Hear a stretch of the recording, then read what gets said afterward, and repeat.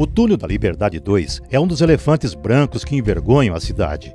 A grande promessa de mobilização urbana que iria facilitar a vida dos cidadãos está, sim, jogada às moscas. O esboço do complexo viário atualmente mais se parece com uma montanha de entulho à espera de caminhões caçamba para retirar os detritos. Entre a gestação do projeto, início das obras e o abandono do canteiro de obras, lá se foram pelo menos 8 anos. O projeto audacioso prometia um tremendo salto de qualidade na mobilidade urbana de Matão. O que deveria ser uma grande conquista para os moradores de Matão se transformou num problemão. A obra, avaliada em 12 milhões, prometia ligar o centro aos bairros Vila Mariana e Jardim do Bosque e seriam construídas avenidas e um túnel que faria a ligação da parte baixa para a parte alta da cidade. Além da passagem sob a linha, o projeto previa também a construção de 3 rotatórias. A primeira na rua Major Joaquim de Carvalho, no Jardim do Bosque. A segunda na confluência com a rua Castro Alves para receber os prolongamentos da Castro Alves desde a Avenida Tiradentes até a Avenida São Paulo. A terceira rotatória seria construída para dar fluidez ao trânsito e, para isso, faria ligação com a rua São Lourenço e a Avenida Nhonhô Magalhães, no quarto centenário. Em 2008, no governo de Adalto Scarduelli, os engenheiros do DENIT, o Departamento Nacional de Infraestrutura e Transportes, estiveram em Matão para fazer uma avaliação do local. Existe um pleito da Prefeitura que ela protocolou no DENIT em 2006, certo? Que é a realização desse chamado Túnel da Liberdade 2, e juntar praticamente de conjunto com o pleito que gerou a obra do Complexo Viário 15 de Novembro. Nós estamos fazendo aqui uma inspeção técnica no local, onde a gente tira foto, a gente olha aqui o nível da ferrovia com relação à passagem inferior que vai ser realizada. A partir dessa visita a gente gera um parecer técnico para poder, esse parecer técnico servir de base por termo de referência que vai ser usado para a contratação da obra. O processo já foi startado lá no DENIT, ou seja, já está sendo feita as minutas de termo de convênio, né, as devidas análises nos estudos de viabilidade. A gente acredita que agora, até o final do mês de maio, esse convênio já seja assinado. Vai facilitar a vida do nosso povo, ou seja, à medida que você tem uma total liberdade de ir e vir dentro da cidade como um todo, você propicia ao cidadão, ao conjunto da população, vamos dizer, um deslocamento mais rápido, mais ágil, gerando economia e ao mesmo tempo gerando progresso, que é uma obra importante do nosso sistema viário, facilitando a vida de todo mundo. O projeto, com a totalidade das obras, foi iniciado em 2012, no segundo mandato de Adalto Scarduelli, e deveria ter sido concluído em 2015, no mandato de Chico Dumont. Como dá para notar, além de não terminar, o estado de abandono transformou o canteiro de obras numa espécie de cartão de visitas do inferno. As imagens são desoladoras.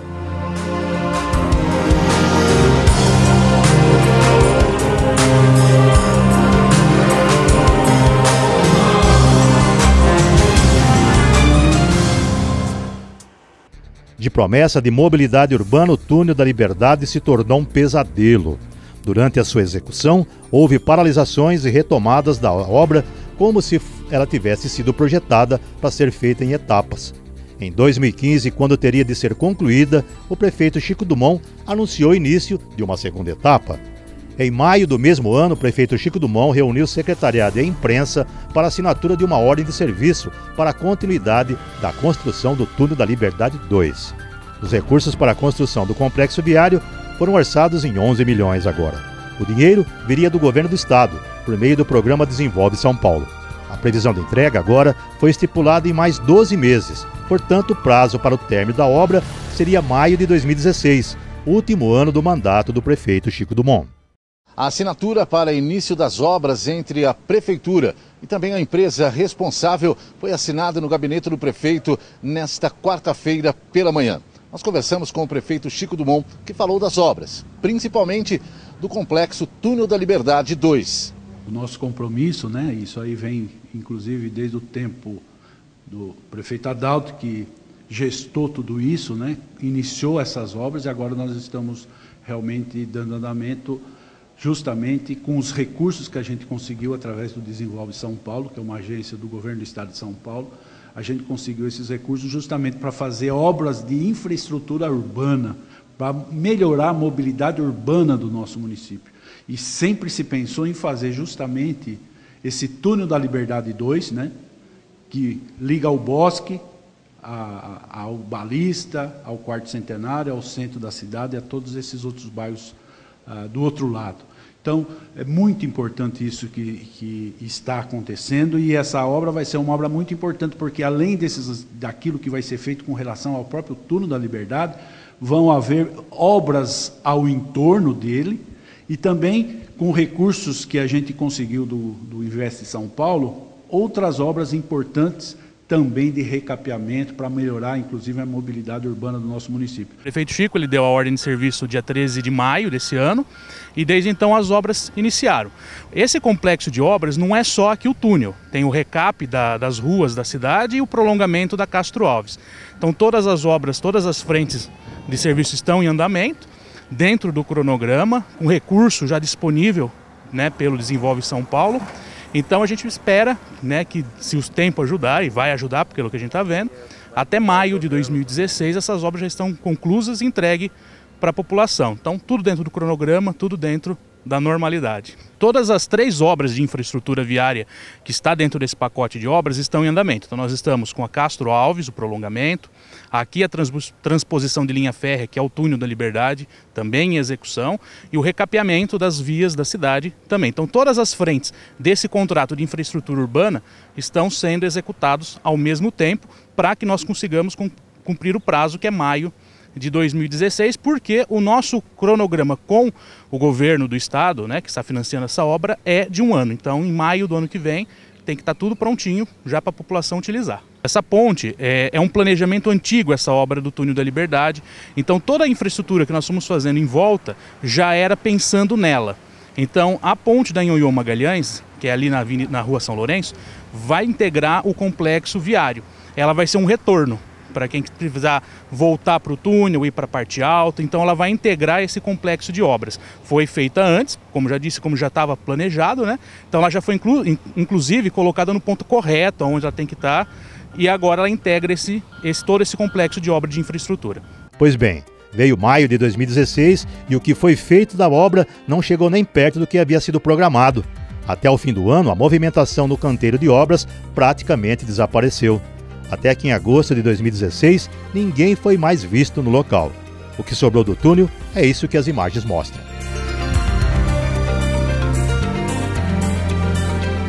À época, o secretário de Desenvolvimento Econômico do município veio a público para explicar o que estava acontecendo.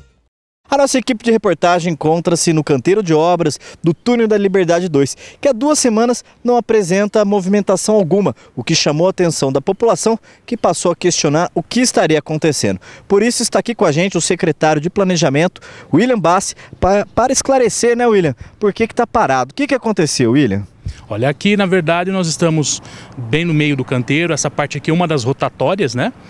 O Túnel da Liberdade ele é composto de várias etapas. Uma delas é a transposição. Transposição, o que é isso? O furo mesmo para a passagem do carro. Para isso, como tem todo o aterro que passa a linha do trem, é necessário fazer uma drenagem bem violenta, uma drenagem grande. E isso foi concluído há 2 semanas. Com ela concluída, que é um túnel liner que passa embaixo da linha, você pode agora fazer o aterro e o desvio do trem. Esse aterro e esse desvio tem que ser feito por empresas especializadas homologadas pela ALL, por ser um serviço de segurança, tem que ter muita segurança esse serviço. Então a empresa Aidar, que contratada pela prefeitura, ela contratou uma empresa especializada desse tipo, que está para vir e retomar e continuar essa atividade. Lembrando que as outras etapas continuam sendo da empresa Aidar, toda a responsabilidade da obra são deles, né? Simplesmente essa parte da linha do trem é que é necessário alguém especializado. Eu usei de manhã, inclusive, um exemplo como poste. Por exemplo, tem alguns postes aqui atrás de nós, alguns deles vão ter que ser removidos. Não pode ser a prefeitura ou a Aidar fazer essa remoção, ela tem que contratar a CPFL no caso. É a mesmo princípio. Para fazer a desvio do trem é preciso contratar uma empresa homologada, porque envolve segurança, porque essa obra é feita com os trens passando. Você não pode simplesmente parar ou colocar com menos segurança. E como isso é acordado junto com a ALL, tem um certo momento que vai parar por algumas horas para fazer essa mudança de linha, etc. Então, assim, realmente essa semana e a semana passada a obra ficou sem movimento, por causa dessa nova equipe que está para chegar. Uma outra questão que foi colocada, né, é a questão do canteiro de obras que estava sendo desmontado a partir do refeitório, etc. Esse canteiro de obras está sendo realmente desmontado pelo seguinte fato: ali onde ele está hoje vai passar uma rotatória. Vai ser uma alça da rotatória. Então ele está saindo dali, vai ser instalado em outro local, né, e continuar a obra. Então, pessoal, realmente essa semana ficou paralisado, porém ela está retomando, reiniciando. Em breve, o nosso intuito é entregar o mais rápido possível essa obra. E como dá para notar, o túnel da Liberdade 2 ficou do jeito que estava mesmo, ou seja, abandonado. O que se tem de concreto sobre as obras são 2 ações populares no Ministério Público propostas pelo vereador Valtinho Trevisanelli. A primeira é de 2013, é contra Adalto Scardoelli, ex-prefeito municipal, Geraldo Lesbão Meira, ex-secretário de Serviços Municipais e Meio Ambiente, empresa Leão Engenharia de Ribeirão Preto, o engenheiro Wilson Vilas Boas Júnior, a empresa Vega Engenharia e Consultoria de Curitiba e o engenheiro Sérgio Luiz Carneiro de Oliveira. Nós sabemos que no final de 2012 algumas máquinas passaram pelo túnel da Liberdade 2, mais precisamente no sentido aqui próximo à Avenida São Lourenço, da onde a gente passava, viu uma pequena movimentação de máquinas. Tão logo veio as respostas desse requerimento que eu solicitei da prefeitura, eu já comecei a tomar as providências. Eu vi ali que os valores que foram pagos não condizia com a realidade que ora estava na obra. Eu fiz todo um levantamento daquilo que foi pago. Um exemplo, pagou tubos retangulares grandes, tinha uma quantidade, eu fui em loco, não tinha na obra. Fez o canteiro de obra, ótimo, pagou também aquele canteiro de obra, só que durante 6 meses de obra não foi gasto nenhum quilo de concreto e muito menos betuminoso. Ficaram pagando por 6 meses laboratórios de asfalto e laboratórios de concreto, quer dizer, sem utilizar. E outras irregularidades mais, como por exemplo, e que eu solicitei, que eu já vi já no início, a questão do terreno, a posse do terreno, a autorização da ALL para fazer a passagem abaixo dos trilhos, a própria Castro Alves, que tinha a questão de desapropriação da Castro Alves e também a questão do projeto para aquela avenida, que licitaram sem ter o projeto, simplesmente só com metragem de metros quadrados de asfalto e guias, esqueceram que lá era um terreno úmido, tem que fazer sondagem e tudo mais. Então, de um modo geral, foram grandes irregularidades, uma grande quantidade de aço gasto na etapa inicial em 2012, porém não estava na obra. A segunda ação popular, igualmente proposta pelo vereador Valtinho Trevisanelli, é de 2015 contra o ex-prefeito José Francisco Dumont, o ex-secretário Geraldo Lesbão Meira, Ademir de Souza e Sérgio Alves de Oliveira, o ex-diretor Fábio Bellini Guandalini e a empresa H&R Pavimentação e Obras de Bauru. Além de nós termos constatado já sobre terreno, sobre projetos e algumas coisas mais, a nova licitação, ela previa nos seus custos iniciais tudo aquilo que já havia sido pago anteriormente na primeira medição. É bom lembrar que essa primeira medição também está arrolada uma empresa que era de Curitiba, chamada Vega Engenharia. Essa empresa ela esteve fiscalizando a primeira etapa da obra. Já isso com a Leão e Leão. Já a segunda etapa, que foi licitada pelo prefeito Chico Dumont, foi uma obra que foi vencida pela empresa H&R e foi a Progemata, a empresa fiscalizadora, uma empresa da cidade de Matão, que atuou muito bem como fiscalizadora nessa obra. E tudo aquilo que eu havia já descrito de irregularidades que não aconteceu na obra feita pela licitação em 2012, em 2014 ela voltou a 2015. Ela voltou a ser licitada, porém com os mesmos itens que não foi abatido aquilo que já foi pago. Então foi motivo de uma outra ação popular contra a administração. Até na época eu tinha solicitado que paralisassem as obras para que pudesse o perito diagnosticar o que realmente estava certo. Infelizmente, essas obras não foram paralisadas e hoje a gente vê o prejuízo que nossa cidade já tem por não ter dado continuidade de forma correta naquelas obras. Quem explica o trâmite na Justiça das duas ações populares movidas contra as administrações de Adalto Scarduelli e Chico Dumont é o atual secretário de Negócios Jurídicos da Prefeitura, Gerson Piva. À época, Piva foi constituído o advogado de Valtinho Trevisanelli nas duas ações. Na realidade, a primeira ação se deu em face de um requerimento que eu acho que o Valtinho fez e foi verificado que na realidade existiam obras e etapas do túnel da Liberdade 2 que estavam atestadas, dadas como feitas, porém não haviam sido realizadas. Aí entramos com a ação, na época eu era o advogado dele, entramos com a ação, né? E para conseguir provar isso daí, juntamos toda a documentação que a gente conseguiu dentro da prefeitura, notas de medição, notas de pagamento, empenho, e lá deu para ver a olho nu que realmente tinha fase que havia sido paga, havia sido medido como paga e não tinha sido realizada. Aí essa foi a razão da primeira ação. Na sequência, até bom deixar bem claro e explicar isso daí, porque a obra não era para ter sido feita em duas etapas, era para ter sido terminada na primeira etapa, porém o Adalto veio, parou a obra, como várias outras obras paradas e abandonadas no município hoje. Parou a obra. No ele parar a obra, o Chico veio, o Chico veio logo depois como prefeito, e para continuar a obra, ele fez como se fosse uma segunda etapa da obra. Ele não foi segunda etapa da obra, na realidade era uma continuação. Então ele teria que ter visto as planilhas de medição, o que já havia sido feito, o que já havia sido licitado, para licitar, na realidade, somente o que estava faltando fazer.